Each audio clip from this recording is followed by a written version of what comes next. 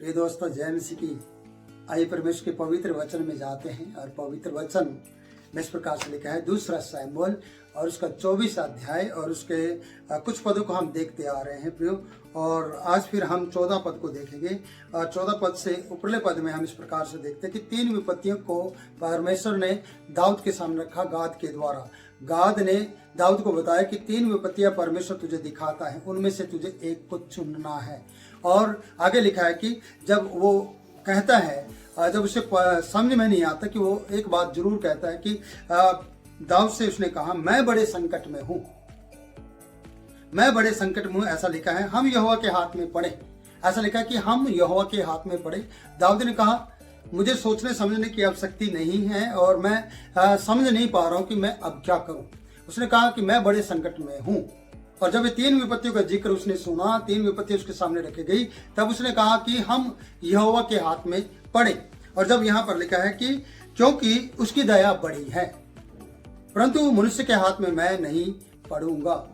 ये वचन दाऊद ने इस प्रकार से कहा है कि हम यहोवा के हाथ में पड़े। हम मीन्स परमेश्वर दाऊद को भी और दाऊद के लोगों को भी कह रहा है या उनको सजा देना चाह रहा था। ऐसा लिखा कि परमेश्वर क्रोध भड़का था और यह क्रोध के कारण ही ऐसा हुआ है। और दाऊद को निर्णय लेना था, क्योंकि दाऊद ने गलत किया था, दाऊद ने जनगणना की थी, दाऊद ने परमेश्वर की नजर में बुरा कार्य किया था, या दाऊद को यह सजा मिलनी थी। और दाऊद के आगे के अनुसार या दाऊद के कारण से लोगों को भी सजा मिलनी थी, या दाऊद को द्वारा एक जरिया बनाया गया था, परमेश्वर का एक जरिया था कि दाऊद को उभारा जाए, और परमेश्वर से उभारा था। इसलिए मैं ये कहना चाहता हूँ कि दाऊद ने बड़ी समझदारी के साथ, जो उसे समझ में नहीं आ रहा था, फिर भी उसने कहा, यार मनुष्य के हाथ में पड़ने से अच्छा है कि परमेश्वर के हाथ में पड़े। और ऐसा लिखा कि मैं बड़े संकट में हूं, हम मनुष्य के हाथ में नहीं परमेश्वर के हाथ में पड़े। और आगे लिखा है कि परमेश्वर बड़ा दयालु है, परंतु मैं मनुष्य के हाथ में नहीं पड़ूंगा। मनुष्य के हाथ में पड़ना और परमेश्वर के हाथ में पड़ना, ये 2 बातें अलग अलग हैं। हम एक उदाहरण सुनते हैं कि अपना मारे और वो छाए में गिरता है, और पराया मारता तो फेंक देता है, खत्म कर देता है, अपना फिर भी दया करता है। तो दाऊद को ये बात उसके अंदर से हमें सीखने को मिलती है। ये दाऊद की बातों से हमें ये पता चलता है कि दाऊद सचमुच में अपने परमेश्वर की बात कर रहा है, मनुष्यों की बात नहीं कह रहा है। हाँ, उसकी गलती है कि उसने जनगणना की, पर अभी उसको समझ में आ गया कि यार 3 विपत्तियां मेरे सामने रखी गई हैं। 7 साल का अकाल देश के अंदर पड़ना, 3 महीने तक शत्रु उसके पीछा करे, ये एक दूसरी विपत्ति है। तीसरी विपत्ति 3 दिन तक मरी फैली रहे। और उसने कहा, मैं बड़े संकट में हूं। उसकी एक प्रार्थना विनती रही है, उसको सूझबूझ के साथ उसने ये बात की है। कभी कभी समझ में नहीं आता है, फिर भी उसने कहा कि मैं संकट में हूं। मनुष्य के साथ या मनुष्य के हाथ में पड़ना या मनुष्य के साथ में रहने से अच्छा है परमेश्वर के साथ और परमेश्वर के हाथ में पड़ना बहुत जरूरी है। और इसने कहा कि मैं मनुष्य के हाथ से ज्यादा परमेश्वर के हाथ में पड़ना चाहूंगा, और हम परमेश्वर के हाथ में पड़ना चाहेंगे। और मैं संकट में हूं। इस संकट में जब भी आपके ऊपर कोई संकट है, जब भी आप इस संकट की बात करते हैं या आपके ऊपर कोई भी इस प्रकार की बात हो, तो मनुष्य से ज्यादा परमेश्वर के हाथ में पड़ने की कोशिश करें। और यहां पर लिखा है, कहता है मनुष्य के हाथ में मैं पड़ूंगा, ना पड़ूंगा मनुष्य के हाथ में। ऐसा लिखा है, मैं मनुष्य के हाथ में ना पड़ूंगा। तब यहोवा इस्राएलियों में सवेरे से लेकर ठहराए हुए समय तक बेर्शेबा तक रहने वाली प्रजा में से 70,000 पुरुष मर गए या मार दिए गए। परंतु जब दूत ने यरूशलेम का नाश करने को उस पर अपना हाथ बढ़ाया, तब यहोवा वह विपत्ति डालकर शोकित हुआ, उदास हुआ, दुख हुआ उसे। और प्रजा के नाश करने वाले दूत से कहा, बस कर। प्रजा का नाश करने वाले दूत से कहा, बस कर, अपना हाथ पीछे खींच ले, ठहर जा, रुक जा। तो ये इस प्रकार से हुआ है कि दाऊद ने कहा, मैं मनुष्य के हाथ में नहीं पड़ूंगा।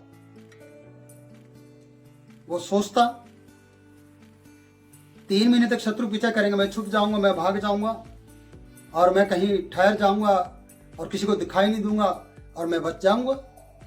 पर वो मनुष्य के हाथ में पड़ने वाली बात थी। फिर 7 साल तक अकाल इसलिए यहाँ पर लिखा है, बहुवचन है, हम मनुष्य के हाथ में नहीं परमेश्वर के हाथ में पड़े। हम, मैं संकट में हूं, हम परमेश्वर के हाथ में पड़ेंगे, या परमेश्वर के हाथ में जाना चाहते हैं हम। इन 7 साल का अकाल हम लोगों को या दाऊद और दाऊद की प्रजा को भूखे मार देगा। 7 साल लंबा समय था, जो एक दुख भरा समय रह सकता था। वो भी मनुष्य के हाथ में पड़ने वाली बात थी। उसमें सारे मनुष्य परेशान हो सकते थे, सारे मनुष्य को परेशानी आ सकती थी। 7 साल तक झेलना बड़ा मुश्किल था। इसलिए 3 दिन की मरी भी इसने नहीं चुनी। इसलिए कहा कि मैं परमेश्वर के हाथ में पड़ूंगा और हम परमेश्वर के हाथ में पड़ेंगे। इसलिए जब 70,000 लोग एक ही समय में मारे गए, और जब यरूशलेम की तरफ मारने वाला आगे बढ़ रहा था, जहां पर दाऊद रह रहा था, जहां पर उसका ठिकाना था, जहां से आगे निकली थी, जहां से वो गिनती लेकर लोग वापस यरूशलेम आकर गिनती का जोड़ बता रहे थे, वहीं पर मरी का दूत पहुंच गया। फिर भी दयालु परमेश्वर, यहाँ पर वचन बताता है कि हाँ, उसकी दया बड़ी है, क्योंकि उसकी दया बड़ी है। उसी जिसकी बड़ी दया है वही परमेश्वर यहाँ पर कहता है 16 पद में, परंतु जब दूत ने यरूशलेम का नाश करने वाले को उस पर अपना हाथ बढ़ाया, दूत ने जो नाश करने वाला था, तब यहोवा वह विपत्ति डालकर शोकित हुआ, पछताया या शोकित हुआ, दुखित हुआ। बड़ी दयालु और बड़ी दया करने वाला परमेश्वर, जिसने जिस दाऊद ने उसको चुन लिया था इस बात के लिए कि मैं मनुष्य के हाथ में नहीं परमेश्वर के हाथ में पड़ूंगा। इसलिए प्रजा का नाश करने वाले दूत से परमेश्वर ने कहा, बस कर, अब अपना हाथ खींच ले, क्योंकि यहोवा का दूत अब यरूशलेम को नाश करने वाला था। और वो कहीं खलियान में खड़ा था। यहाँ पर नाम लिखा है, अरोना नामक एक युवसी के खलियान में वो खड़ा था। अरोना नामक युवसी के खलियान में वो खड़ा हुआ था और बस यरूशलेम को नाश करने वाला था। परमेश्वर ने अपनी बड़ी दया और अपनी करुणा दिखाई प्रियो, और वो मरी का दूत ठहर गया, रुक गया, और दाऊद भी फिर से पश्चाताप में आ गया। और हम कह सकते हैं प्रियो कि आपको किसके हाथ पड़ना अच्छा लगता है? आपको किसके हाथ में रहना अच्छा लगता है? मनुष्यों के या फिर परमेश्वर के हाथ में? अगर आप चाहते हैं कि मैं परमेश्वर के हाथ में रहूं, अगर आप चाहते हैं कि मैं मनुष्य के हाथ में रहूं, मनुष्य आपको भगाएगा, मनुष्य आपको 7 साल के काल से भी ज्यादा समय तक आपको तड़फाएंगे, और मरी आपके जीवन में फैल जाएगी। पर अगर परमेश्वर के द्वारा आप आशीष पाना चाहते हैं, अगर परमेश्वर के आशीषों को लेना चाहते हैं, तो प्रियो परमेश्वर के हाथ में आए। चाहे आपने कितनी भी बड़ी गलती क्यों ना की है, परमेश्वर आप पर दया करेगा। क्योंकि यहां वचन बताता है कि दाऊद ने कहा परमेश्वर बड़ा दयालु है, और उस दयालु परमेश्वर के हाथ में पड़ना अच्छी बात है।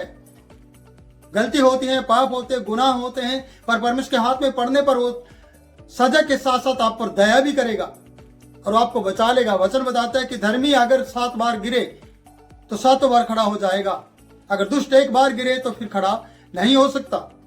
इसलिए दाऊद ने परमेश्वर का चुनाव किया, मैं मनुष्य के हाथ में नहीं पड़ूंगा, हम मनुष्य के हाथ में नहीं जाएंगे, हम परमेश्वर के हाथ में रहेंगे। और परमेश्वर ने उस मरी के दूत को आज्ञा दी, क्योंकि वो बड़ा दयालु था और वो शोकित हुआ उन लोगों के नाश होने पर।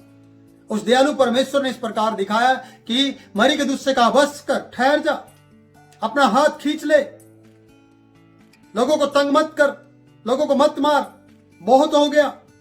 और दाऊद पश्चाताप में आ गया। दाऊद का पश्चाताप हम देखते हैं यहां पर वचन में। मैं अगली वीडियो में दाऊद के बारे में बोलना चाहूंगा, पर मैं इस वीडियो में ये कहना चाहता हूं कि आप परमेश्वर के हाथ में पड़े प्रियो, आप परमेश्वर के हाथ में रहे प्रियो। आपके सामने कोई भी बात रखी जाए, आप जल्दी से प्रेशर में आकर कोई भी गलत काम ना करें, बल्कि आप परमेश्वर को अपना माने और परमेश्वर के हाथ में रहे, और परमेश्वर आपको आशीष देगा। मैं सर्वशक्तिमान परमेश्वर के पुत्र यीशु के नाम में आपके लिए आशीष मांगता हूं। मैं प्रार्थना करता हूं परमेश्वर तेरे बेटा बेटियों को, देखने वाले बेटा बेटियों को जो इस वीडियो को देख रहे हैं, उनको बहुतायत से आशीष दे और उनकी जिंदगियों में तेरी आशीष ठहरे।